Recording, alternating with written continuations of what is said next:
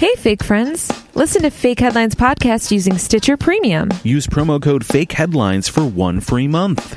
Listen to some of your favorite shows ad-free with Stitcher Premium like Conan O'Brien Needs a Friend, My Favorite Murder, Having Funlessness with Jen Kirkman, Natch Butte, Office Ladies, Prompt and Circumstance, WTF with Mark Maron, and so many more. Plus, you get access to Stitcher Originals, bonus episodes, comedy albums, and more. Only $4.99 a month or $34.99 for a whole year. Go to Stitcher.com/premium to sign up today. Again, use promo code FAKEHEADLINES for 1 month free. Bye! Hello, I'm Tiffany Dillon. And I'm Kevin Dillon. And this is Fake Headlines Podcast.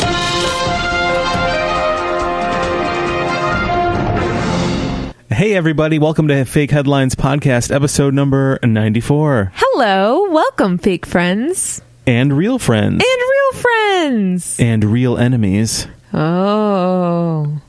Dun, dun, dun. Oh, man. We're having a good time. We welcome all listeners. Welcome to everybody in the summer of 2020. Here we are. Here we are. It's winding down already. I know. It's crazy. I feel like I've been outside of the house twice since March. You've actually been outside a lot of times, and it's You're right. It's usually the circles that we make around our parking lot, neighborhood. Different things. Those are different things. Parking lots and neighborhoods. I look at our neighborhood as our parking lot. Oh, Is okay. that weird? And they're all our cars. Yeah, surprisingly, we've done pretty good about being outside and going for walks because we know that we can't go anywhere else. Yeah, our big activity this year, walking. Boy, this year really put a fun spin on walking. It made walking good again. We did venture off to the park for the first time. And what do we do there? Walked. That's what we do for fun now. We walk. Yeah. That's how the world has become. Like, wow, feel this air on my face. Wow, natural light. Whoa. Yeah, we went to the park the other week, and it felt really nice on a weeknight, so there weren't a lot of people there. And it felt really nice to walk around the park and see people normal for a moment. Right. As normal as you can get in a park. You do see a lot of weirdos there. Yeah, that's accurate. Like, I'm just going to walk adjusting my pants the entire time. Well, nothing weird there, sir. We did see that, yeah. We also heard a bike that sounded like a bird. Yeah. Which, ironically, the kid riding the bike had birds on his shirt. It was real weird. He was quite memorable when we passed him again. I was like, oh, that's Bird Bike. Kevin's like, what? Yeah, you already had it. You had a nickname created for this person that you had not shared yet outside of your own head. But I guess for me, I was like, oh, that's logical. Why wouldn't he know that? Well, it's Bird Keep Bike, up. of course. Of course. Yeah. And there was also a kid on a completely motorized skateboard. Why is that a thing? We immediately turned to each other and we're like, what is this lazy fuck? What is this? It's so dumb. Get a skateboard that involves effort, not just balance. Yeah, like if you want to be cool on a motorized skateboard, get up on one of those ramps and do like a cool trick motorized. Yeah. Don't just zip through the park. I don't know the names of any of those tricks, but I demand to see one. Come up with a name for a trick right now. Let's do it together. Double half woolly whoop. Double half woolly whoop. Mm-hmm. I used to do that in Tony Hawk Pro Skater, the video game. That was my favorite maneuver. What was your name? Finish it. Twinkle Toes McAllister. Yep. Yeah. That's me. Yeah. Old Twinkle Toes McAllister. Just lighten up those skate ramps? Moves. We don't know things, folks. We just walk. We're excited by walking. So what do we know about anything else? Yeah. Walking is good. It's good for your health. Hey, what the hell is this podcast, Kevin? Oh, this is Fake Headlines Podcast. It's not a show just dedicated to walk and talk. We are a show where we have both gone out this week to the World Wide Web and we've scoured the headlines for strange articles. We've each arrived today with one said strange article, and we also took it upon ourselves to create 2 wacky headlines. And we will now present each 3 headlines to one another. We will then use them as jumping off points for the conversation, and we will try to guess which headline is real. Yeah, that's right. And we have not seen these headlines ahead of time. That's right. Absolutely. So this is all in the moment. So while we are not experts on walking and talking, you can listen to us while you're walking, listen to us talking. Oh. We do not recommend you listen to us while running, as our one friend Michelle mentioned that she almost died while running. Sorry about that. Listening to us. So we would just like to extend our apologies for your near-death experience while running. Maybe from now on, Michelle, I think you've inspired us to maybe put a disclaimer at the top of the show. Like, you should make sure that you have enough air to breathe while listening to our show. Yeah, that's generally good advice no matter what you're doing. Yeah. Make sure you have enough air to breathe. Yeah. And to explain, Michelle was running. We said something funny, as you might expect. And she had no air to gasp. So, hence her near-death experience. She had no air to gasp was a short story I wrote in high school.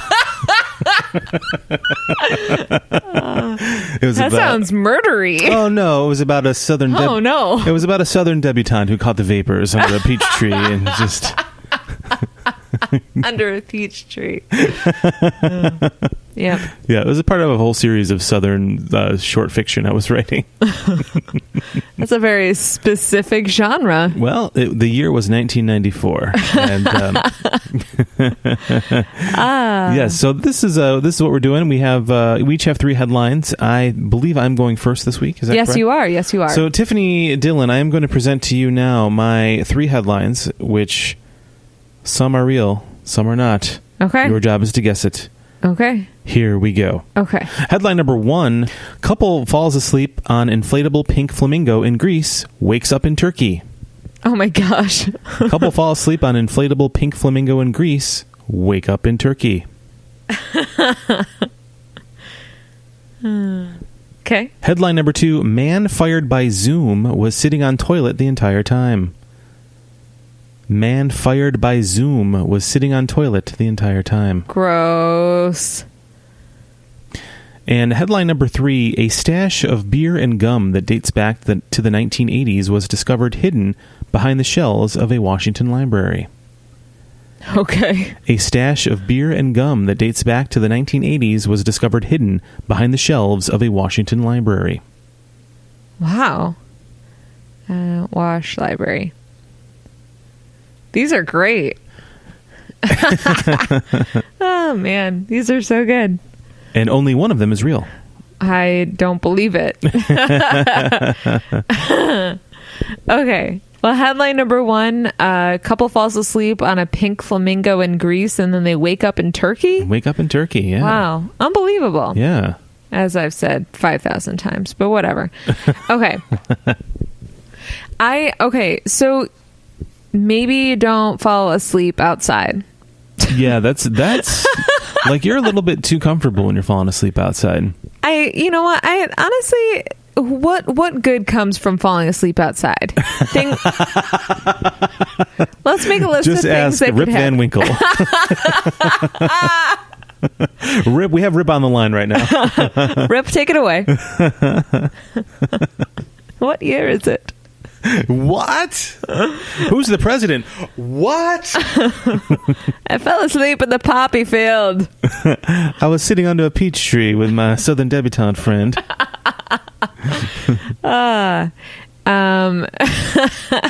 Also, like someone like me, I would worry about falling asleep outside. It doesn't matter how much sunblock I put on, and then I would end up burned on one whole side. I can't get that comfortable in public. Yeah, I guess if we sat outside and fell asleep, we'd have to be in public somewhere. That's true. Like I would be keeping one eye open. Yeah. Yeah, that's true too. Like, I'm always acutely aware of my surroundings. I can't be comfortable enough to just fall asleep unless I hadn't slept in quite a long time. Yeah, that's true. Yeah. I was looking at Facebook earlier, and it had Facebook memory popped up, and it was about how a year ago today, Tiffany and I went and saw Shakespeare in the Park, and my post was about how there were people just casually laying around drinking wine and having a good time, and that bothered me because I can't get that comfortable in public. And so it's funny you say sleeping in public. I can't do it. Can't do it.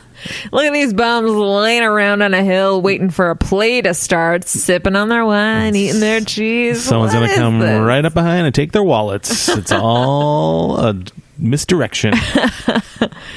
Yeah. I as far as like maybe being comfortable falling asleep outside, I guess it's a little bit different if you're with someone you're really comfortable with. Mm-hmm. So if it's a couple and they fall asleep, it almost kind of makes sense. Like maybe, you know, the warmth of the sun and like being just really cozy on the inflatable flamingo, as right. comfortable as that could possibly be. Well, I'm wondering, is it the kind that you sit on like a horse, or maybe it has like a big, like maybe it's like a giant like rubber ducky size thing where there's like a big flat surface where they can sit on it. I was thinking like a bed, like kind of so it's like flat and that's what I imagine. Like it looks like a pink flamingo doing the backstroke, but you're laying on it. It's got like one fin. Yeah. One fin? They don't have fins. One wing. No, they don't. Like it's doing the backstroke.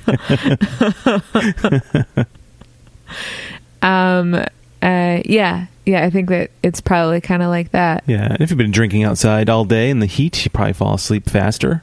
Additionally, I'd like to point out, Kevin and I aren't really what you would consider small people.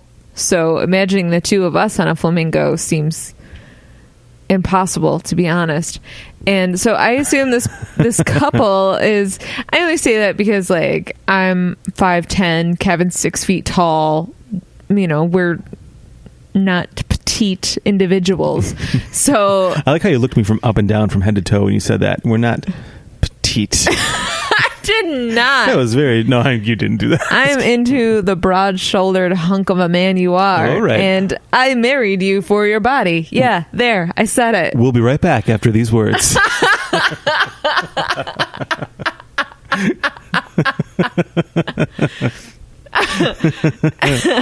I married you for your body. Also a short story I wrote in high school.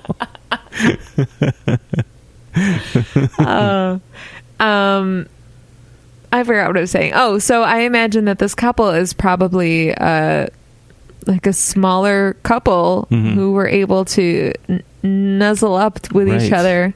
Why you would want to do that when it's so hot out, I don't know. In public. And then how long would it take for one to float from Greece to Turkey? I'm not sure. I'm not sure of the distance. Yeah, I don't know either. I think. Do you want to Google it? Yeah, I think you can get into, like, I think you're technically in Greece. You can go from Greece to Turkey.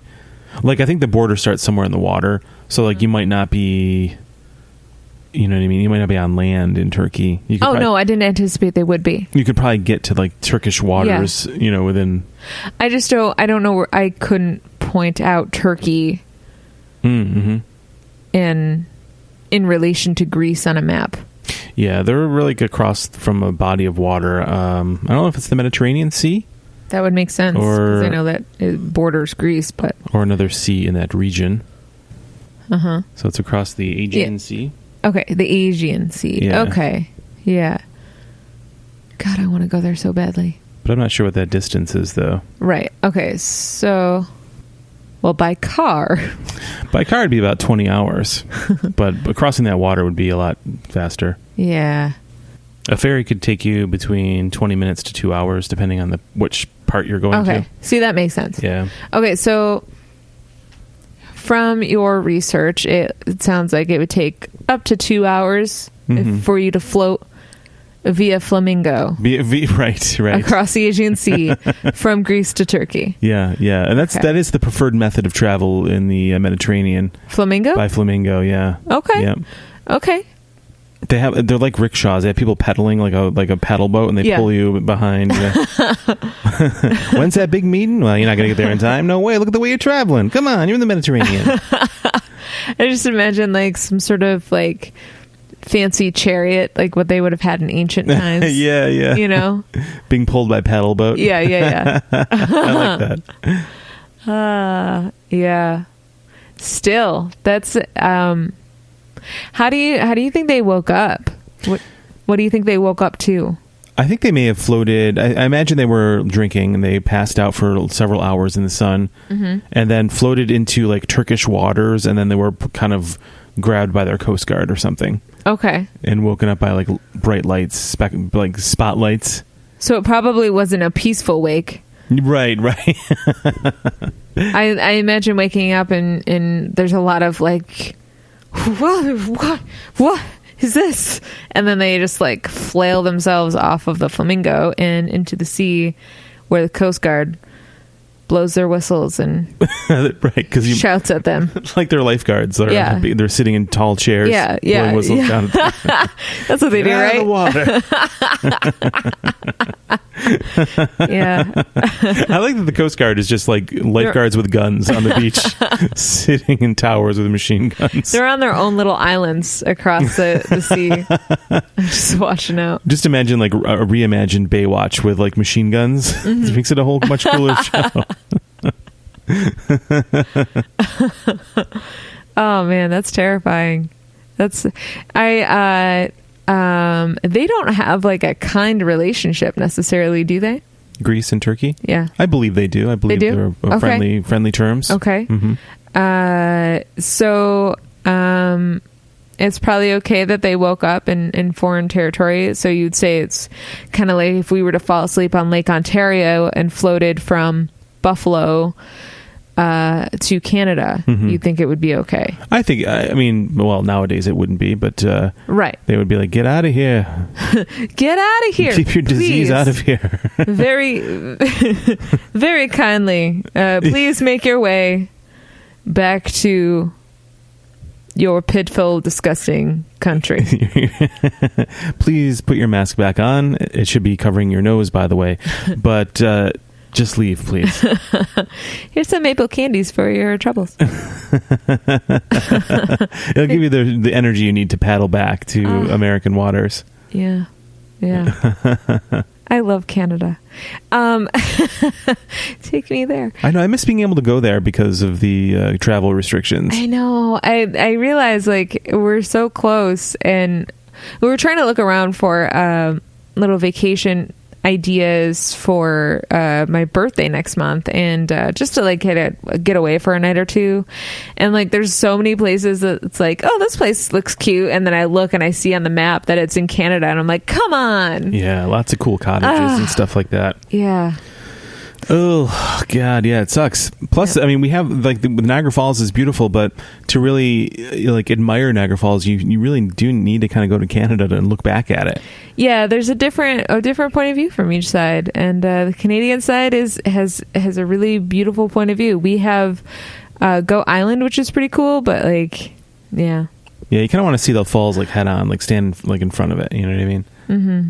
Also, I really want another Canadian Kit Kat. If I had known that was going to be the last Canadian Kit Kat I ever had, I would have asked for more. Yeah, guys, apparently in Canada they make their Kit Kat bars differently. And they're amazing. My coworker brought me one, and it changed my life. I don't really like Kit Kats.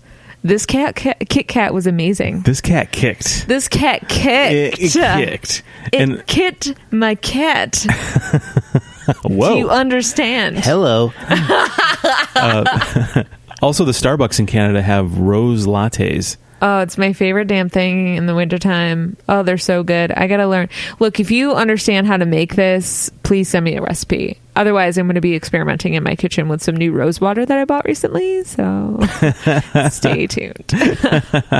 Yeah, so those are some definitely going to Canada and looking back at the falls is a preferred method of viewing, in my opinion. Anyway. Yeah, so go ahead. No. So this couple, when they fell asleep, they were on a flamingo. Hopefully they were still on a flamingo when they awoke abruptly by the Coast Guard as they arrived in a new country. Or they could have just woken up peacefully too. They may not have been assaulted by the Coast Guard. That's true. Maybe they just woke up and they're like, this doesn't look familiar. Okay, well, Guess we messed up here. I guess the sane thing to do would be to close your eyes, go back to sleep, and see if we float back. Oh, yeah, that makes sense. That's what I would do. Just close your eyes, ignore the problem. Let's just do it. Hey, it's worked for me for 40 years. I don't know if it has. You're right. Okay, headline number 2, Kevin. Man is fired by Zoom while being on the toilet the entire time. The entire time, yeah. Yeah, okay. Man fired by Zoom. Okay. That's going to be happening probably. Or maybe that already has happened more. We don't really hear about it too much. We don't really know a lot of people that are fired, but... Getting fired while on the toilet? Yeah, I mean more so just being fired via Zoom. Okay. Like that's like a lot of the functions of HR are now being done remotely, of course. Yeah. So it just seems awkward in general, then adding the layer of someone being on a toilet. Unless maybe the HR person was on the toilet too. Maybe that wouldn't have made it as bad. That could be. Maybe they were called unexpectedly while they were on the toilet, and they panicked, and then subsequently fired an individual just to get them off the line. You caught me at a weird time. You're fired. Goodbye. What? I don't know. Who knows? Or maybe they both worked for that company Squatty Potty, and maybe everybody sits on the toilet while they talk in the office. Maybe that's just their corporate culture. Aren't they? Fired by Zoom. Oh, I see. Oh, I was thinking that they worked for Zoom. Oh, I see. Yeah. They were fired by Zoom while on the toilet. Gotcha. Which I thought was really funny. Like the video conferencing company was firing someone while they were on the toilet, which was very funny to me. Well, this is somebody being fired in general. Via Zoom. Okay, yeah. Got it. Not necessarily the Zoom company. I interpreted it differently, yeah. Okay, so they don't necessarily work for Zoom. But they're using Zoom to do the firing. Okay. Which isn't very secure. Like maybe this guy is better off without this company. And maybe he should work for a company that has a more secure video conferencing system that lets you poop without being seen. Yeah. I mean, WebEx, I use WebEx at the urinal all the time. If this guy... Okay, I would assume that this guy knew that this meeting was coming up. Just... Bringing a laptop into the bathroom with you seems like a lot of work. It really does. Maybe they don't have a separate office space in their apartment. Neither do we. We made it work. So maybe that was part of the problem, was that maybe this person deserved to be fired. Maybe they were just using their phone. Maybe they had been using the toilet a lot during work and not working, and maybe they were like, look, Lenny, look, I can see that you're in the bathroom right now, and this is why I want to talk to you. I don't think they could fire you for being in the bathroom too much. No, that's true. That's like a medical thing that they would have to risk any sort of HIPAA violations by talking to you about your potty habits. Your excessive pottying. You'd have to get like some kind of family medical leave to be able to use the bathroom as frequently as this person is using the bathroom. Lenny, we cannot continue to pay you for shitting. There's a study down the road that will pay you to do that, but this company will not allow it. No, we are in the web conferencing software business. I could see if the person got fired if they were like someone who always had to be on video in that instance where they were on a conference and like you saw like the laptop shaking as it was being carried to the bathroom. Like even if it was on mute, like you could still see like the settings being surrounded. Like Lenny thinks that he has like a green screen situation happening, and no, it's not actually working. It still like comes through where it's like clearly his bathroom. You see like the space saving tower behind the toilet with everything all this stuff stacked on it. Yeah. The can of poopery enters the room. It sounds like a weird video game. Can of poopery enters room. Weird stage or weird directions in a script. Yeah. That's exactly it. Poopery enters stage right. I just imagine like a person dressed as poopery. Is that weird? Just like a bottle Like, you know, like how sometimes people dress up as like a ketchup bottle, but like as poopery. Like a person dressed as poopery. What's that like? That sounds terrible. Imagine being cast as that character. Oh, man. I would do it. Maybe they're the star. Who knows? Poopery is a star in someone's bathroom, I'm sure. Maybe this was a conference call at the Poopery corporate offices. That's right. And they were just like, I'm just showing how great the product works, man. We can't smell it, thankfully, but carry on with what you're doing. You're fired. I like the idea that people having an important conference call, then you just hear like something flush in the background. Yeah. Like, wait a minute. Yeah, that's gross. That's real gross. Just don't do it unless you have to. Maybe don't be on video. Just excuse yourself politely like you would in a normal in-person conference. Yeah, maybe just show up late to the conference. Yeah. Or say you got to step out for a second and just pause everything. I'm so sorry. I have an emergency. I need to go. I'll be right back. Approximately 5 to 7 minutes. I don't know how long people take in the bathroom, but like that's about appropriate. 5 to 7 minutes. I think you got it covered there. Yeah, you don't want to rush things along. I like the idea too of I was just thinking about you know how you can get your Amazon like Echo devices. You can get I don't want to say her name because I don't want it to start going crazy in our house, but you can talk and you can have different things happen. Yeah, you know? yeah. So, but do you always have to say the name to get the thing to happen? Like, do you always have to say Alexa or Siri or whatever to get it? So I'm wondering if there was a way, if you said a certain phrase, it would trigger something to happen. And if you knew somebody had an Amazon device near them, like say your boss had like you could see like an Amazon on the table. You could say a phrase and it would just cause the thing to start making weird sounds. They're on a call just to like embarrass them. It seemed like we were having a video dinner with friends. You remember this with Jessica and Dan? And I think one of us said Alexa, and then she started going off. Behind us. Do you recall that? Yeah, so it is possible for someone through a computer to say that name and then have the one in your home go off. Yeah.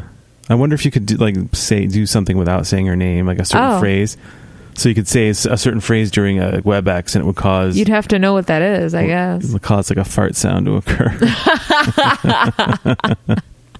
Yeah, that's true. You'd have to somehow program it. Yeah. Never mind. There goes that whole Get out of theory. Here. Yeah. No, there's a prank that could have been but didn't. I kind of assume that this person... Okay, so was the person being fired the one on the the or was the person doing the firing on the toilet? I guess the person on the toilet is doing the firing either way, but yeah. But it was the person on the toilet was fired. Okay. Yeah. So I would say they probably deserve to be fired. Okay. Well, if they answer the phone or answer the Zoom call while on a toilet. Gotcha. I think they probably deserve it. Yeah, you're probably right. Maybe, like I said, maybe they were just somebody that was never at work when they should have been. Mm-hmm. And then on top of all things, they were sitting on the can while they should have been in a conference call. I'm so sick and tired of conference call. I don't want to, it's been nice doing the job that we have from home and doing conference calls, but I don't I'm looking forward to not using the phone for a long period of time after this. Yeah. Ugh. I want a job where I have to just be I should probably our next story coming up is taking place in a library. I think I should work in a library. Just very little talking, lots of quietness. Anyone gets too loud, you get to tell them to shut the fuck up and kick them out if they're too loud. Yeah. I think that's where I need to be. Okay. Yeah. Well, let's move on to that next story and talk about this interesting treasure discovered in a Washington library. Yeah, a stash of beer and gum that dates back to the 1980s was discovered hidden behind the shelving at a Washington library. That's real weird. That is very strange. Beer and gum, that's very specific. And it honestly sounds like something that was stashed there by teenagers in the 80s. Right. They're going to grab beer, down it real quick in the library, or think no one's ever going to look for it here. Mm-hmm. And I'm going to the library to study, Mom. I'll Oh, Tyler, what a smart kid. Good for you. Oh, so studious. And then pop a bunch of gum into your mouth to cover up the smell of the beer. Right. It definitely seems like something a teenager would do. It does. I would agree. A teenager, college, maybe this is like a college library or a regular old library. Probably not a children's library. Probably not. Not. I'm going to assume that this was a large... You're talking about Washington, D.C. or state? I'm not sure. Okay. It doesn't matter because either one would probably have a big library somewhere. Yeah, they're both big. So I imagine that this person probably wasn't familiar with the Dewey Decibel System and forgot where they stashed their loot. They're like, I'm looking under B's in the card catalog system and I don't see beer. Where did I put it? What did I do? Is it under G's? No. Check B and G. I don't see it. Know. Oh man. Yeah, so maybe that's what happened. I mean, their own stupidity caused them to lose their stupid fun things. So where do you think? I imagine that these kids. It's a pretty genius scheme. You know, you say you're going to the library, you are, but you've got some cool stuff to do while you're there instead of reading, which is for dorks. You can drink some beer and hang out with your friends. Like, what a great cover that is! Because if you keep it down in there, which is going to be hard because you're drinking, you can get away with murder in there. That's great. Yeah. That's awesome. Yeah. What a bunch of cool kids. If you could be a calm, cool, collected drunk. That's funny to imagine. Well, nothing's funnier than someone who's like trying to shush another drunk person to like stay quiet in a situation where you cannot be loud. The classic drunk shushing in a library. Yeah. We've all been there, right? Oh, we've all been that person. Yeah. What a genius scheme this is. You're going to the library again? You've been to the library every night this week. Got a lot of studying. I love reading. You know me. Getting through all those books.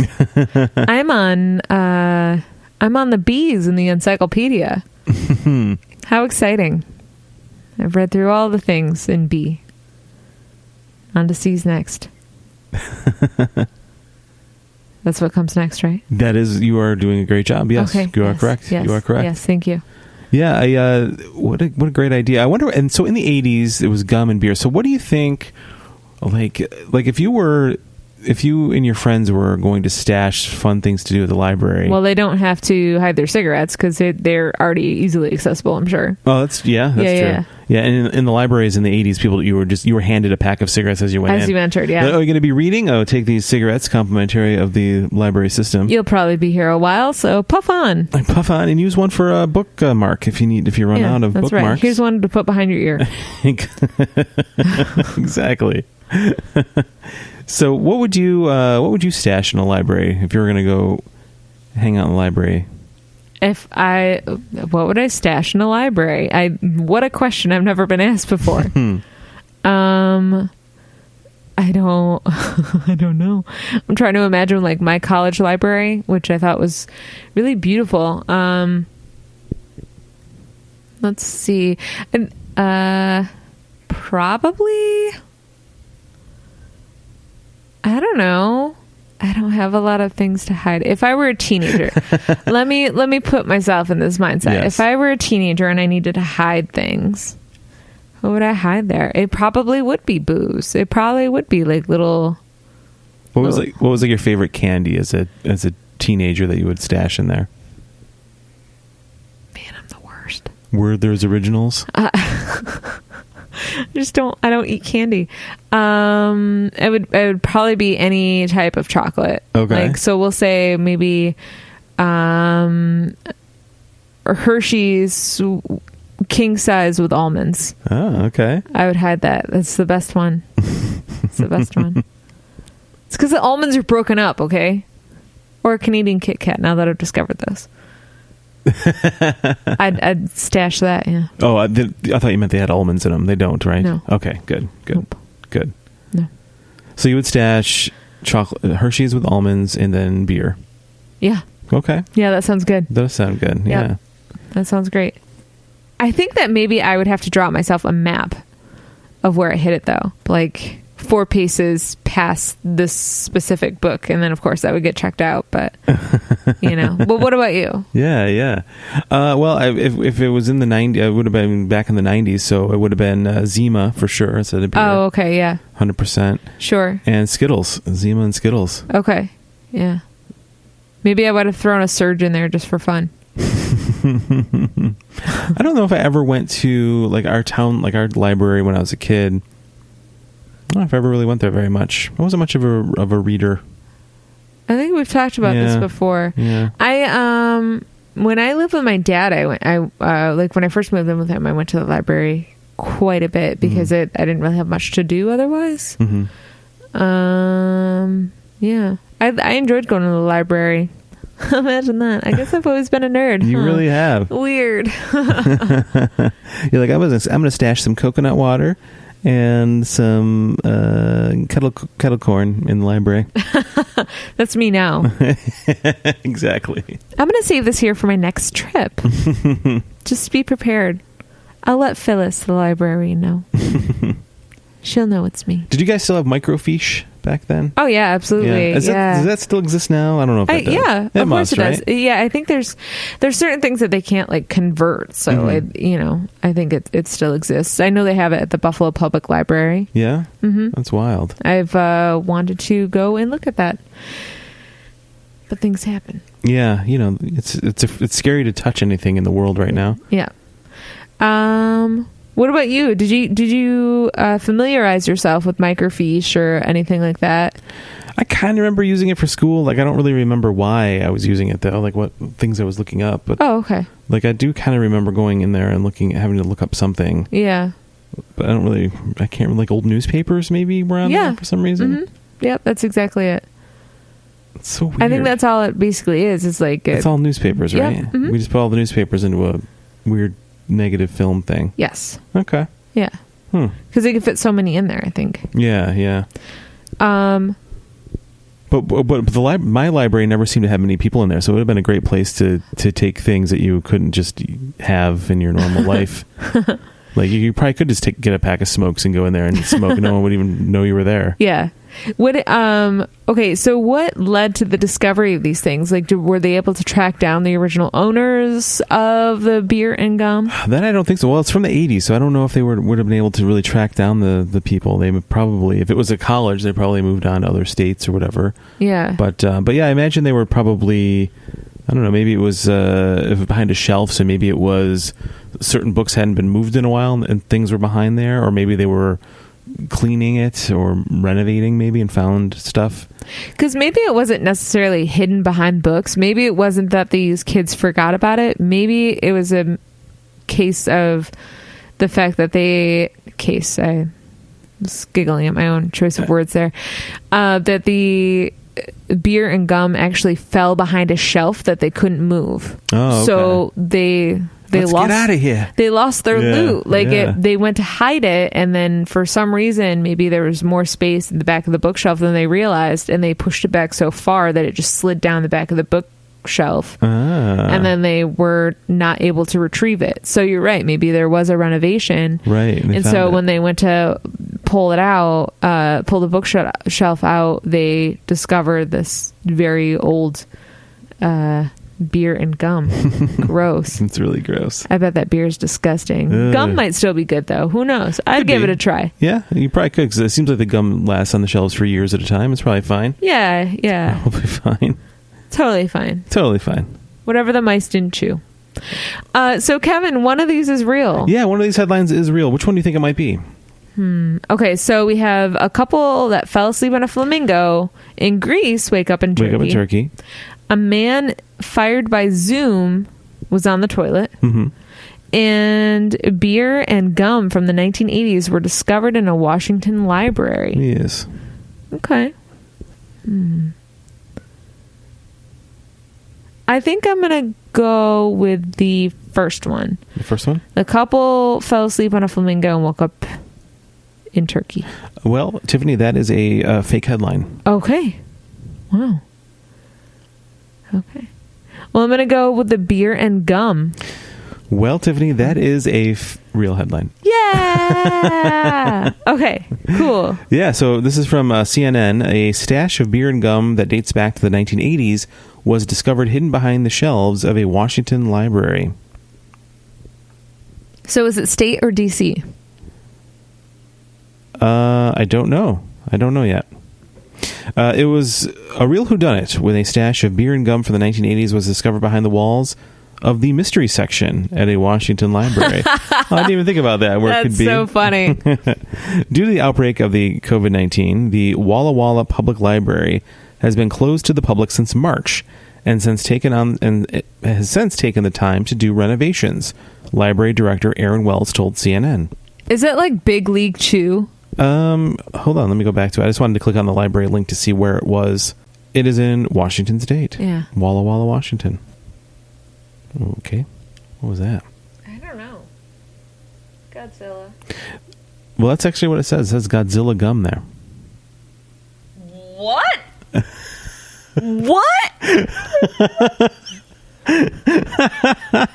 We just heard Godzilla, and then you said the word, and then that was the name of the gum. There was like a weird sound outside, and you go, what is that? And I go, I don't know, Godzilla. And that's the name of the gum? Yep. What happened? So during the So odd.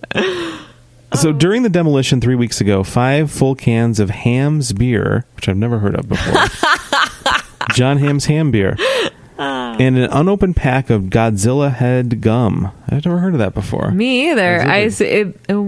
From afar, it looks like Big League. Yeah, it's the same kind of packaging. Was found in a disintegrated paper bag, Aaron Wells said. Facilities maintenance specialist Louis Coulier found the odd treasure when he removed a 7-foot-tall corner panel on some open-top shelving believed to be original to the 1970s building.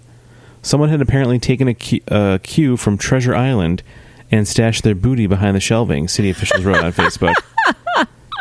With some packaging clues, such as the missing warning label required on beer after the late 80s, library staff calculated that the hidden stash must have been there for at least 30 years. Wow, that's crazy. It looks like someone just stashed it there. Maybe they thought they could come back and get it later, but there was no way to get it out, Wells said. There are probably 6 beers, and they were brought... Wait. There were probably 6 beers that they bought, and there's only 5 there. So they must have had at least one, right? The library director found the discovery of aging contraband to be a bit of levity during a difficult time. Aww. So it says, Wells says the library, like many around the country, are facing significant financial challenges due to COVID-19. Yeah. Their operating budgets have been frozen, and the library is seeking donations from the public so that they can continue purchasing library books. This year marks the 50th anniversary of that particular library, Wells said. And the unexpected find certainly made an interesting time capsule. Wow, that's cool. Yeah. Ham's beer. That's so weird. I'm actually so fascinated to know the story behind like the person who hid it. Yeah, I know. Who hid that stuff? Like, was it 2 people who split a beer? Or was it one person who was like, I'm grabbing this beer and going to a party? Yeah, and the gum was unopened. Yeah, wow. So they had one beer in the library, and then... I'd be so bummed if I bought that stuff and then I couldn't access it again. I'd be like, shh. It's really for the Godzilla gum. It pairs so well with this Ham's beer. I wonder whatever happened to Ham's beer. Let's look that up real quick. I don't know. Ham's beer. Okay. So Theodore Ham's Brewing began in 1865 in St. Paul, Minnesota. Oh, wow. It's an old beer. It's an old beer. Is it still around? I don't know. It became one of the... it says Miller Coors now produces 3 Ham's beers: Premium, Golden Draft, and Special Light. Oh, so it's owned by Miller now. So it's owned by Miller, yeah. Okay. Interesting. Wow. Oh. You learn something new every day. Well, there you go. Wow. Ham's beer. Ham's beer. Oh, sounds gross. This week, Fake Headlines Podcast is sponsored by Ham's Beer. Oh. I don't know. I mean, they could sponsor us if they want. I don't know. Who am I to say? We'll say. I'm sure it's a lovely beer for a lovely time. Yeah. But for real, though, let's listen to some fun people who really do some great things in the community, huh? Yeah, let's have a listen. Hey, fake friends. Have you heard about Soho Shoes? Inspired by the diversity and vibrant bursts of color seen throughout the popular neighborhood in Manhattan, Soho Shoes lets you find individuality in fashion with a statement of bold confidence. Soho's foundation urges the learning about our true selves while building the confidence to stand in it unapologetically. Shouldn't we all do that standing in a great pair of shoes? Choose from carefully selected boots, heels, sneakers, and now limited apparel. And right now, if you sign up for the Soho email list, enter for your chance to win a $100 gift card. Go to sohoshoes.com today. That's SOLEHO shoes.com. Bye. Boy, am I parched. But do I want coffee or soda? Why not have both? What? Who are you? Don't worry about me. I'm here to tell you that with Marcola coffee syrup, you can have both. What? Well, tell me how. Well, for example, Marcola coffee soda is made with Marcola coffee syrup, sparkling water, and a twist of lemon. Wow, that sounds like a real flavor journey. It is. Go to drinkmarcola.com for this recipe and more. Wow, thanks, random guy. Everybody loves the coffee soda. Everybody loves to drink Marcola. Okay, and we are back. All right, Tiff, hit me with your 3 headlines for the week. Okay. Headline number 1. Battle of the Bums. Museums compete over best artistic behinds. That's not what I thought. Where I thought that was going. Battle of the Bums. Museums compete over best artistic behinds. Headline number 2. This year's national kite flying competition gets creative. Oh. This year's national kite flying competition gets creative. Okay. And headline number 3. Texan artist specializes in making unique baby tooth keepsakes. Oh. Texan artist specializes in making unique baby tooth keepsakes. Baby tooth keepsakes. Okay. Yeah. Well, those are very interesting. Thank you. So, Battle of the Bums. I thought it was going to be... Remember that thing called bum fights they had a few years ago? Nope. It was like a thing on the internet where they would like give like homeless people money to fight each other. Like, gosh, that's terrible. I know. And then when you said Battle of the Bums, I was like, oh no. But then I realized who I was talking to. And after those 3 words conjured up that image of that horrible internet thing, I realized that you would never have anything, you would never read anything or share anything in that realm if you did come across anything like that. No, that's terrible. Yeah, it was a really awful time. It was like I don't know why we were doing that. Why were people doing that? I don't know, because people are monsters. They're gross. It's like Girls Gone Wild and then bum fights. There was a lot of like just really stupid that's stuff. Terrible. I don't want to talk about that. Let's talk about butts. Yeah, let's talk about butts. Let's talk about famous artistic behinds. Yeah. Yeah. Like Sir Mix-a-Lot. Yeah. Like that's a classic artwork right there. That's art. Yeah. It is art. Uh-huh. It belongs in a museum if you ask me. Museum of great jams from my youth. Yeah, so I think anyone who's ever shared a sense of humor has gone up to a statue either in a museum or a public place and touched a bare butt. Or mocked it in some way. Yeah, definitely. I've definitely done that. I've definitely mocked a statue of a butt in public before. Yeah, like there was this statue in a case at this small museum in Rochester, and it looked like it was doing that one dance move where you bring your hand behind your head and then pull your knee up to your face. Right, yeah. And I think there's a photo of me doing that. Yep, there is, definitely. So you get a good image of both of our butts. Yeah, it's a great picture. Yeah. You should look for that. There's also that, I mean, I was familiar with it when I lived near Columbus Circle, but I know that my friend Courtney and I both could not help ourselves, but we touched the giant butts in the Columbus Circle Mall that's there. There's these huge, like, naked statues. Oh, yeah, I saw those. I remember seeing those. Yeah. So, like, I think there's a picture of me and Courtney touching their butts. I do remember that. Yeah, like, things like that. Like, yeah. Butts are funny. Butts are super funny. Butts are funny. Yeah. So there's a competition going on right now between museums of who has the best butts. Yeah. That's wonderful. So this could be paintings. This could be sculptures. Could be anything, really. Yeah, right? absolutely. There's certainly a lot of paintings of men and women nude. Yeah, absolutely. We weren't always scared of the right body. Here in this notebook that I've created. Oh, I didn't finish my sentence. I've been doodling lately. Oh, is that my nipple? I used yours as an inspiration. Thank you. They're both quite a pair. It's like we didn't used to be so scared of sharing the human form. Yes, right. Because even sort of in, I don't know. Well, I don't know what I'm saying because I'm not that smart. But you're smart. Like, so even certain, there's a lot of, I guess there's not nudity involved. Like the Sistine Chapel and things like that. There's a lot of, like, shirtless people, right? Like Adam, the creation of Adam. Isn't that the one with the fingers? Yeah. There's not any nudity in that, but there's a lot of the skin involved. They're just kind of covered in loincloths sort of things. Right. And yeah. But a loincloth would just sort of modestly cover a butt.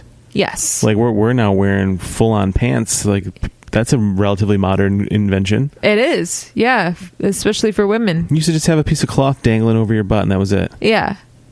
Everyone used to wear a dress. I mean, there was wind back then. People saw butts a lot in the wild. Yeah. There had to have been a lot of like upshots of butts. even back in ancient times, there was a creep walking around just waiting for a puddle to come along. Right. He's like the one that's just lingering by a puddle, like, hey, come here, stand over here, right over this. I just imagine like a guy with like a robe, like Roman times, but he's also got like a real thin, greasy mustache and like real big '80s glasses. He's like waiting, like staring just into a puddle. waiting. Yeah. Like, Gary, get out of here, you creep! What have we told you about these puddles, you sick freak? Get out of here! Yeah, get back to the Acropolis, you perv. I think. I mean, I guess I couldn't pinpoint at which point art had a change in how the paintings perceived people. Yeah. A lot of cultural shifts that occur throughout history are often religious based. So I think maybe the Renaissance era, I think past, like after the Renaissance era, I think came like romanticism sort of stuff. It's okay. You can just make it up. It's just fake headlines. And so because like you think about Renaissance paintings, it's often like women's. It's always the women's. It's often women's with their titties out. But you know what I mean? Like it's some of it is very, very beautiful. With sometimes it's women in a matriarch sort of position where they're surrounded by children, whether it's Mary or another sort of woman who is admired or kind of put up on a pedestal a little bit. Yeah, that's interesting because I think that it's definitely like a male dominated sort of medium. The famous artists over time that at least we hear about from that era are generally men. Yeah. So there's usually paintings of women nude. You don't see a lot of nude men in paintings. Oh, yeah. But when you do, like it's not like they don't like overindulge on their penis sizes in the pictures. You know what I mean? Yeah. Like if I was drawing myself in that time, I would be like, I would give myself a huge penis. Like you want history to remember you. You know what I mean? Yeah. Yeah. And I mean, the women are often like the women that are painted.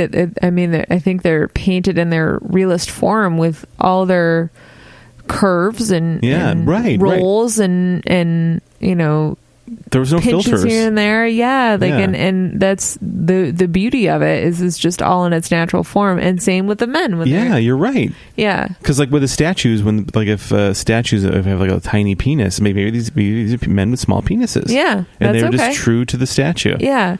I'm very, I think that maybe there was an importance of the anatomy of men on how chiseled they were. That is true. Was everybody that muscular? You're right. That's true. You're right. Versus the size of their penises. That's true. That might have been the thing back then. They're like, well, I'm going to make everybody looks like He-Man back then. I know. There's no way. Yeah, look at Michelangelo. There's like that statue is like, you're like, well, damn. Like Michelangelo. Like he'd be ripped. Like he should have like a dad bod, you know, like a little bit of a gut. Kind of like, hey, everybody. Any more of that souvlaki? Yeah. That's so true. That's funny. Like I think you're absolutely right. Like the men, I wonder what kind of artistic license was taken back then, because maybe that was more important. Like nowadays it would be similar. Like the men would kind of would, if we were painting and knowing that these images were going to be telling a story years in the future, because this is, you know, obviously before television and photographs and things like that. It's like you've got this weird skewed view of the world where everybody's jacked, you know, and like it's crazy. And now the women are like, boobs are hanging out all the time. Like, what a weird world we had back then. Sounds pretty fun, actually. Doesn't sound so bad, no. Like most Renaissance paintings are like people laying around. I know. That sounds like the life. That sounds awesome. I'll lay around and eat some grapes. Cool. Yeah. Like whatever. I just want to be like, I've never wanted to be like when I was a kid, and I was never like, oh, I want to grow up and be a lawyer or a policeman or a postal worker. Or a doctor. A doctor. Yeah. I wanted to be able to just lay around and eat. You wanted to grow up and be retired. I wanted to grow up and be rich right away. Yeah. Rich and retired. That's the way to live. Yeah. I just wanted to be famous. I didn't care what it was entitling and doing. Interesting. Yeah. I don't know. Huh. Well, that's fine. That's a shared See, it's vision. the only thing that I knew that I could be in a position of power. Oh, interesting. Being famous. Yeah. Because then you're in charge. Right. No one's making... The people are feeding you grapes. That's right. You know, I want to have my boobs hanging out. I will. It's my world. That's right. My grapes, my world, my boobs. Tiffany Dillon 2020. Make boobs free again. That would be my slogan. But I like this idea of there being like a competition. I wonder, like I don't know a lot about art history, but what's the first? Is there a famous butt that comes to mind? I guess that Michelangelo statue that comes to mind. That's kind of well known. I mean, there's lots of. I don't really know a lot of statues per se, but I mean, there were a lot of paintings, or even not even like European art, but there's artwork from maybe more tribal art, I guess is what I'm looking for, that is certainly not masking any area of the human body. I mean, if you look at some statues of those, that's where the well-endowed fellas are, because there's those exist, and they'll take you aback. And wow, you're really it's just very surprising. Yeah. I just recalled like seeing like some statues in that Rochester Museum I mentioned before. There's some there, I think, and I remember us looking at them and being like, "Wowza!" I can't really think of anything in particular, but like I think that sort of art I think is a little bit more in terms of statues. That's what I think of. This probably isn't art really, but I remember being at we went to WrestleMania many years ago. What you make it, man. Well, this is art then, man. This is wrestling. Okay. We went to the WrestleMania in Toronto like 20 years ago. It was like Hulk Hogan versus The Rock, whatever WrestleMania that was. Mm-hmm. But as a part of the thing, they had like a wrestling convention kind of around the weekend or whatever. Okay. And so there they had like these, I don't know what they were made of. They looked like they were bronze like molds of statues, but one of them was Rikishi. You remember that guy? Yes, I do. So I stood next to a bronze Rikishi butt. It was just like it was just from the waist down. Well, this because bronze thing. he wore like a loincloth that covered the front, but his butt was hanging out, He right? kind of had, he had it was it was narrow in the butt, so you had big cheeks. Yeah. And they also had one of Stacy Keibler right next to him too. That was the thing. She was like a very attractive woman. Oh, right. Former. Was her butt also out? It was her. Well, it was of her butt. Like so, it was Oh, like I from see. So it was like from like the waist down of like a bronze statue of both of their like butts and legs. How weird is that? That's weird. Like, I wonder where those things are right now. Like, so I think it's weird. better we don't know. Better we don't know. Yeah, I believe Yeah. they're in Vince McMahon's bathroom, both of them. Very strange. Just imagine like Stacy Keibler's legs like coming up to like Rikishi's chin or something. Yeah, right. She's just legs. They actually use those legs to their pillars now on the front of the White House. Yeah. It's good for her. She's beautiful. She really is. Okay, so headline. So's Rikishi. Yeah, no shame in Rikishi. No. So headline number 2: this year's kite national kite flying competition gets creative. Yeah. Yep. Wow. Well, Yep. it's about time. I know. They stepped it up and did something a little different over there. The kite competition. I know. Did you know that they had a kite competition? I did not know that, but that makes sense that they probably do have one. Yeah. Yeah, I find that very fascinating. I wonder where do you think it's held? Like in the Midwest or Chicago? Probably somewhere Windy that's City? very windy. Yeah. Maybe somewhere in Illinois. Yeah. I would think so. Mm-hmm. Makes sense, right? Yeah. I never really had a lot of luck with kites as a kid. Have you flown a kite before? When I was a kid, we had one, but it would always disappointing. Okay. It would crash immediately. Yeah. I don't think it wasn't very good at it. If there was a skill to it, there must be. Did it have like a design on it or anything, or was it? I don't remember. We're talking 35, 40 years ago. Okay. I was in my late 20s then. So you just remember like trying to fly the kite and it just immediately crashed. I remember just going up and just kind of coming right back down. Aww. Yeah. Yeah. Maybe it was a boomerang I was using. Maybe it wasn't a kite. Yeah. Attached to a string. What about other people in your family? I don't think I just remember being outside by myself with a kite and not being able to do anything with it. Okay, and then you just gave up. I just gave up, yeah, because we didn't. It's like it was hard. You couldn't. Maybe I could have gone to the library and gotten a book on kites or something. Yeah, but I didn't know what I was doing. Maybe that was part of the problem. Yeah. Did you fly kites? You had a lot of great land to grow to fly kites. Yeah. Dad and I flew kites quite a bit. Yeah, he had one, and then I had one. It was like.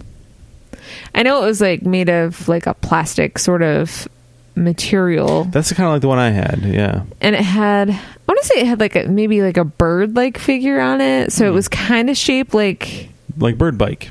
Yeah, like it was kind of shaped like wings, I guess. Mm-hmm. Like a wingspan was the shape of it, and it was white with like whatever colorful sort of bird design it had on it. So it kind of looked like a bird with its wings out, kind of thing. Yeah, just like kind of like the wingspan of a bird, but like not like a tail and a head or anything, but just like that kind of general shape. I see what you're saying. Yeah. But yeah, I mean, Dad, I definitely flew kites with my dad, and he has made his own before, which is pretty cool. Really? Yeah.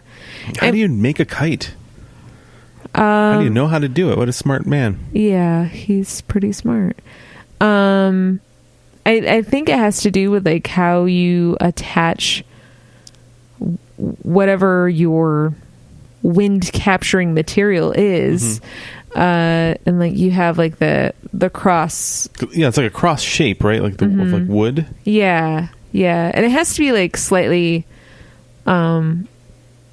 off center, so it's not like just like a cross as in like a plus sign. It has to be like a cross, like a lowercase t, like a religious cross, or that as well. Yeah.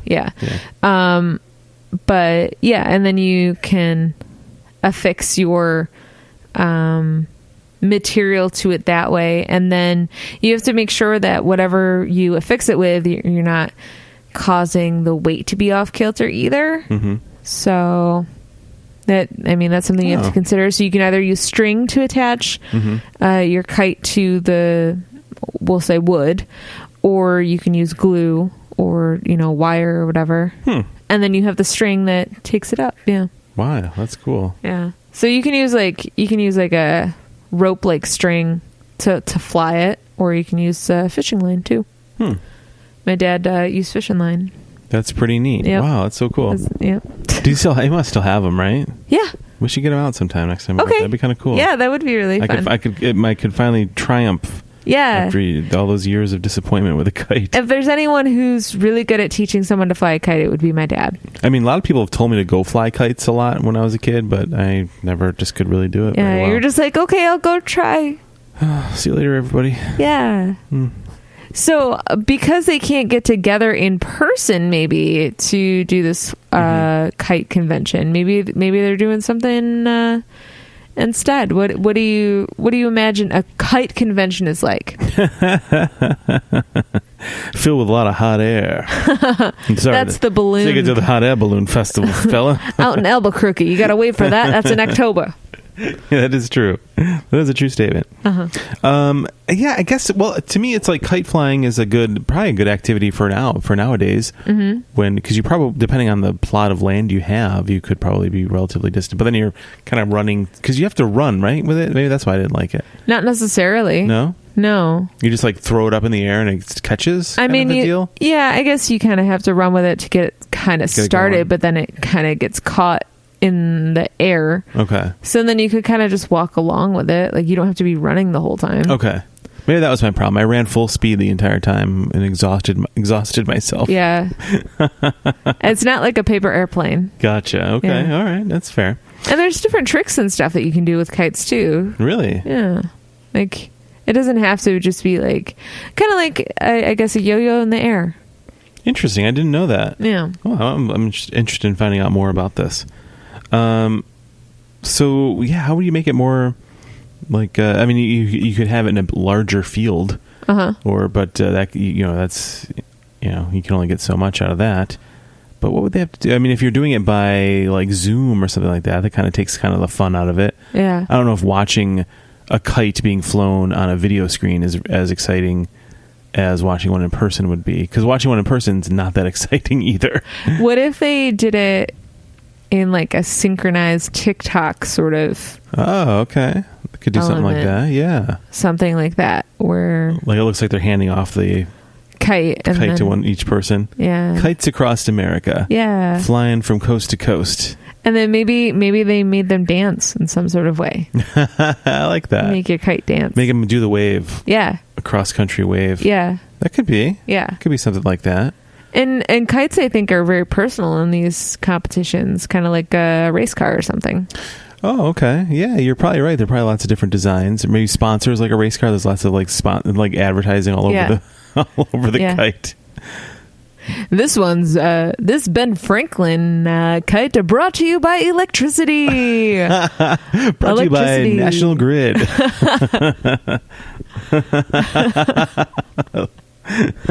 Are you a fan of Edison? Then you'll love electricity. Try electricity. Hey, babe, have you tried electricity? It's awesome. Oh. Yeah. Yeah, I guess you could do something like that. You could do some kind of online trick type stuff. Yeah, yeah. And it might be a fun way to get maybe younger people involved too. Yeah, I don't think it's as popular of a sport. Is it a sport? Yeah. I guess it would be considered a sport. It's competitive. It's a competitive thing. Right? Yeah, it's probably not as... I think the heyday of the kite is certainly not we're not living in a kite renaissance by any stretch of the imagination right now. Although we might be if people can't go out and do things. Maybe this is a unique way that is catching on for families to do stuff outside and in a different sort of way. That's true. I think if any year I've ever been alive during, if kites can't catch on in 2020, they're dead. Yeah. They're dead in the water. Wow. Because this is the time. That's grim. This is the time to step forward and really go out there and fly that kite. Get out there and fly a kite. Fly that kite. We've run out of things to watch on TV. You might as well go outside. Yeah. Stare at the sun for a while. Get out there. I don't know. Do some stuff outside.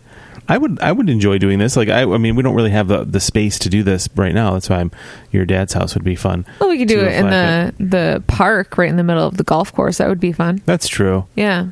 That is true. We have our park. I'm just looking to make rich people mad. We do have a weird park here. We have the local park is a golf course, and there's like a track around it. So like when you're walking or running, you're like walking past people playing golf. That is kind of weird. That's at least part of it. Yeah. And then on the other side is like a highway. Yeah. What a weird park we have. And then we have part of the park that's like near a museum, a few museums. Yeah. Yeah. We had a strange setup here. Yeah. I just was thinking about that. Yeah, I would like to investigate this a little bit further. Yeah. The kites. Yeah. Yeah, I'm not good at it, but I could really, I feel like it's time for me to come full circle and really conquer this. It's a year of change and it's a year of growth for me. Yeah. And I want that kite. Do you think that the creative element to this is solely based on technology, right? Like the creative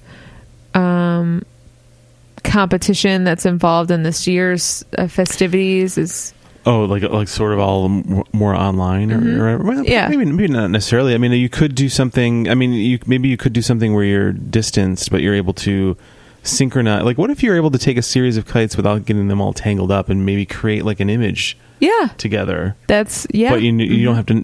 But you could still be sort of 6 feet apart while you're controlling the kite.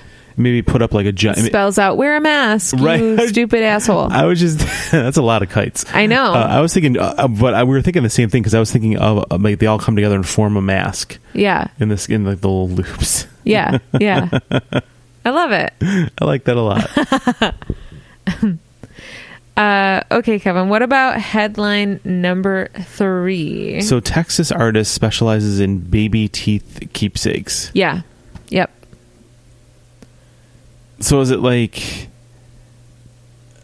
your baby loses a tooth and you send it to them and they make something out of it? Yeah. It's not like you buy a you're not buying baby someone else's teeth. Okay, that's what I was worried about. I was worried about getting like a toothbrush that's made of like that has like bejeweled with like baby's teeth on it or something. That's real weird. Yeah, that's why I was a little skeeved out by this. You don't want to use other teeth to brush your teeth. That seems really uncomfortable and doesn't really seem like it's something that would work. You don't need teeth on teeth action in your mouth. No teeth on teeth on teeth. No. I guess this isn't such a weird. I mean, it is. Would you do it? Would you pay someone to make something out of your baby teeth? No, I don't. Well, I don't think I would. No, but I could see the lure of doing it though. Like maybe you take a tooth and you make it into like a little. Use some little pipe cleaners, make some little legs and arms on it. Make a little person out of it. I could see something like that being fun. Yeah. But no, I can't see that. But if I had a baby, maybe I would. I mean, I would wait for the teeth to fall out. Obviously, I wouldn't like yank them out. Yeah, you don't want to send them up like I need a new bracelet and give me the tooth, or I need a new charm. But I could see where maybe people would want to save those kinds of things though and keep them in some kind of like a little locket maybe. Yeah, with a couple teeth in there. Or that's not weird at all. Or little earrings with like a clear view of a tooth in it. That'd be kind of cool. Yeah, I'd wear that. Okay. Are you sure I can't get these from other teeth? Like I can't. You probably could. Yeah. Like, you have to go on the dark web, babyteeth.org. Lots of people. I mean, keep the lockets of their kids' first haircut and stuff like that, or We used to have my dad's gallstones in a little jar up on a shelf. That's true. That's true. That's true. I bet this artist would be willing to expand their practice and make something nice out of those gallstones. Gallstone art. I wonder if that's Yeah. a thing, gallstone art. What if I told you this was not a new thing? What if I told you? I feel like I'm in an infomercial for baby teeth keepsakes right now. What if I told you this art is something that's been around since the Victorian age? Because Victorian age is when all the weird things occurred. That is true. I would say call now and get 2 baby teeth keepsakes for the price of 1. Only pay shipping. Call now. Call now. Yeah, I would imagine that probably is something from that era. Yeah. Right? Like the Victorian era. What a screwy time that was. Because, people would make jewelry, for example, out of locks of hair. They also took pictures of their dead after they died. Yeah, that's right. Go ahead. Yeah, you're right. I was thinking of like ghost photography too, stuff from like that time period. Yeah. So it would look like there was the ectoplasm coming out from photos, which is like so trippy. I'm so fascinated in that sort of photography. It's so strange to me. Like I don't want to own old pictures of like that people took of their dead family members and stuff like that. But I'm just fascinated by the idea of spirit photography and the idea that culturally they felt like that was a final goodbye to their family member, was taking a picture of them like propped up and then they're hanging out with them. Like, why wouldn't that be today? It's Weekend at Bernie's. Take them out for a last adventure. Come on. Right. But it seems like Grandma did it in Vacation. It seems like that's right. It seems like the funeral home or the funeral is like the one place where people don't use a camera or don't use their phones necessarily, especially not the camera part though. Right. Like that's the one place where we're not taking pictures of stuff at a gathering. Right. It's not something that you want to remember necessarily. You're right. But every once in a while, there's you do see a photo like that of somebody that goes viral of taking a picture. Yeah. And it's like, yikes! It is really bad form to do that. I do see people. It's okay if people do this either way, but for me, it's an interesting thing to do, where people go to grave sites and like pose with like their dead family members' stone. Yeah. I don't think that's bad. I think that's fine. It's interesting. I don't think I would want to do it, but I don't think it's like super creepy or anything. Would you want to wear jewelry that had a baby's tooth or teeth involved in it?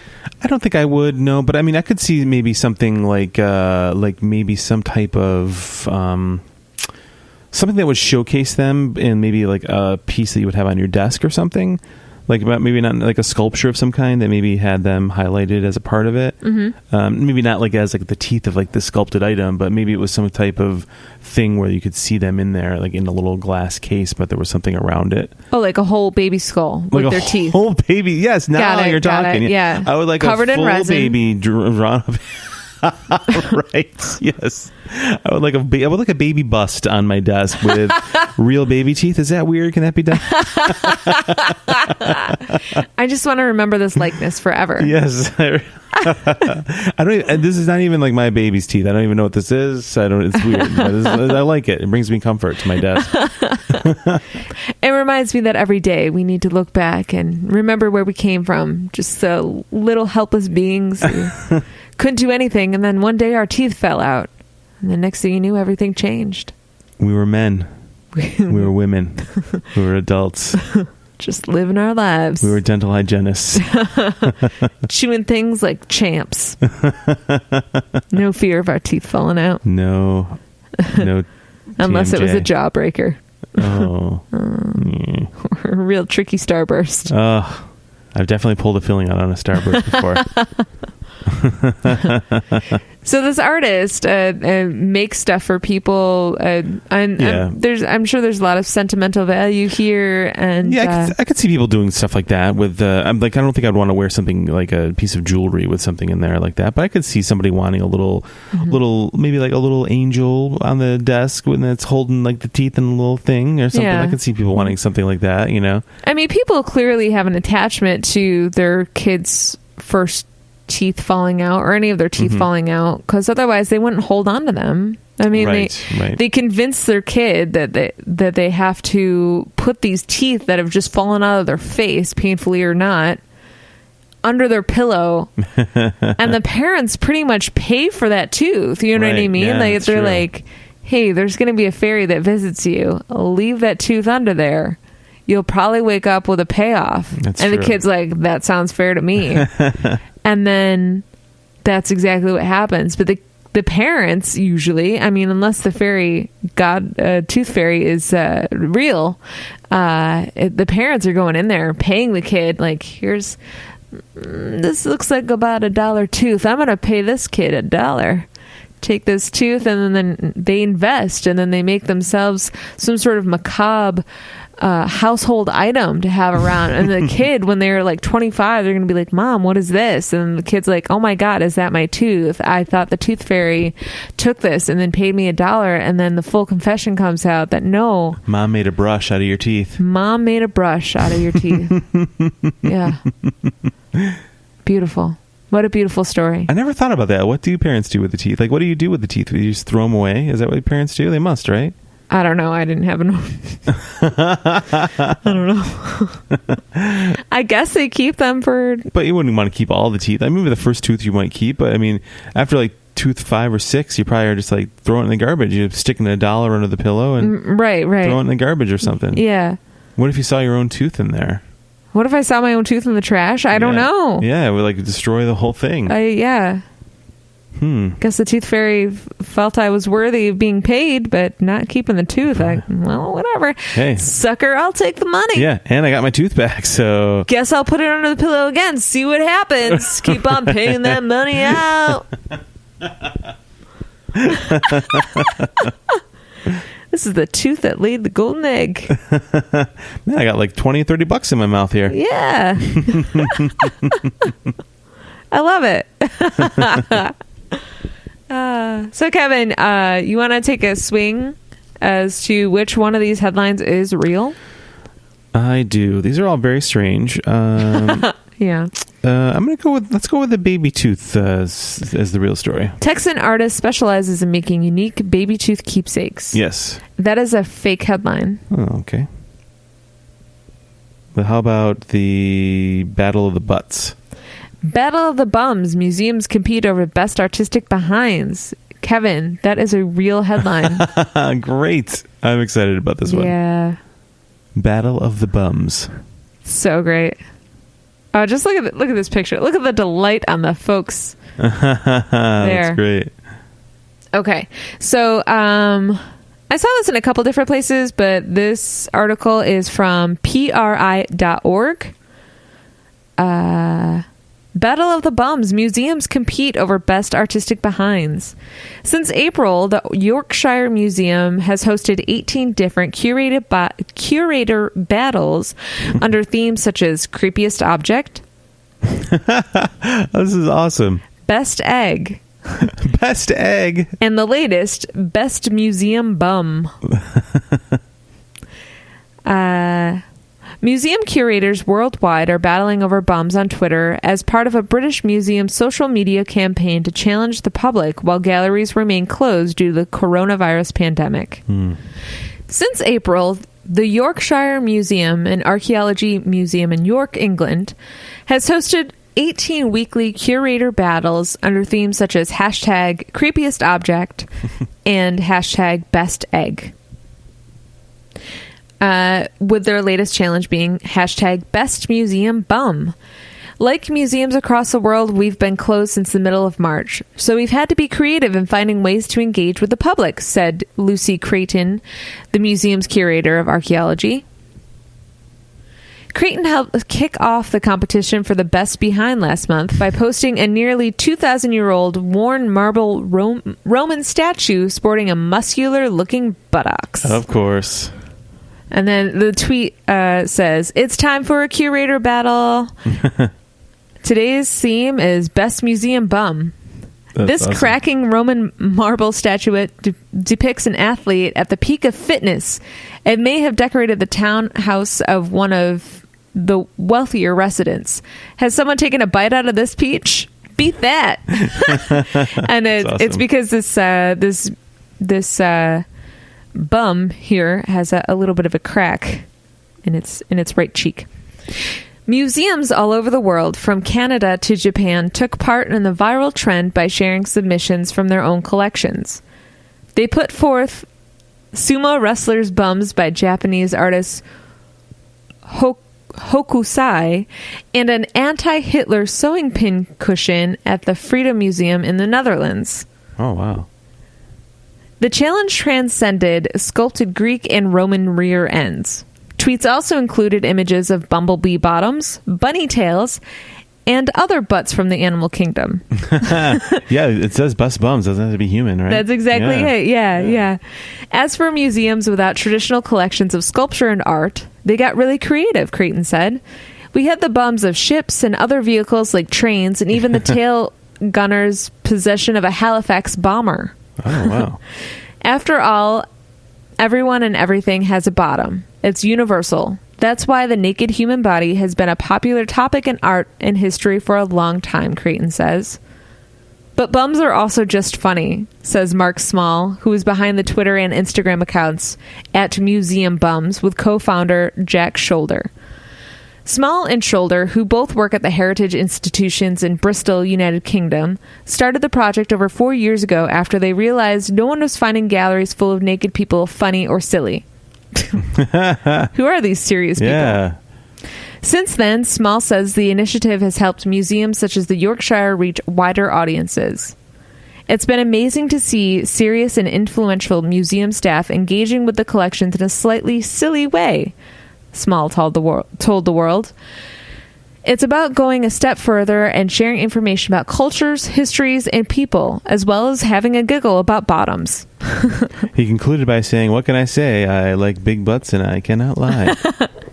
I think museums having fun on social media can perhaps break down some of those perceived barriers to access that museums can face, Creighton said. We try to be as inclusive as possible at York Museums Trust, and museums are looking to diversify their visitors and to be accessible for everyone.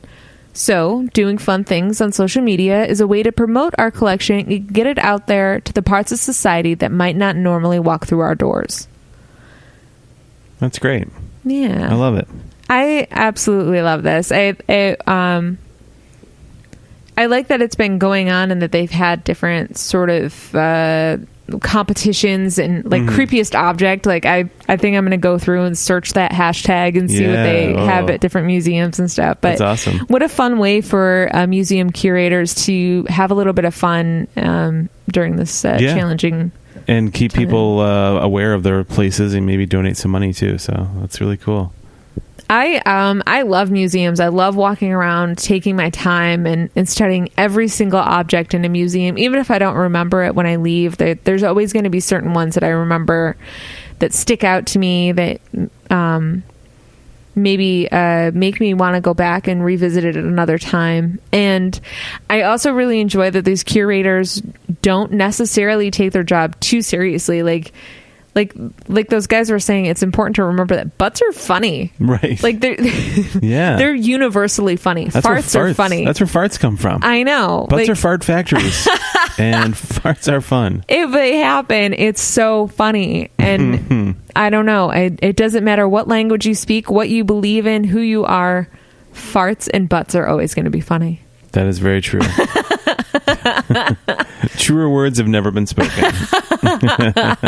Aren't we fun? Well, great job, Tiff. That was a lot of fun. Thank you, love. Yeah, so thanks for listening, everybody. Please check us out on social media at Fake Headlines Podcast on Instagram, and Facebook. You can also find us on Twitter at FakeheadPod.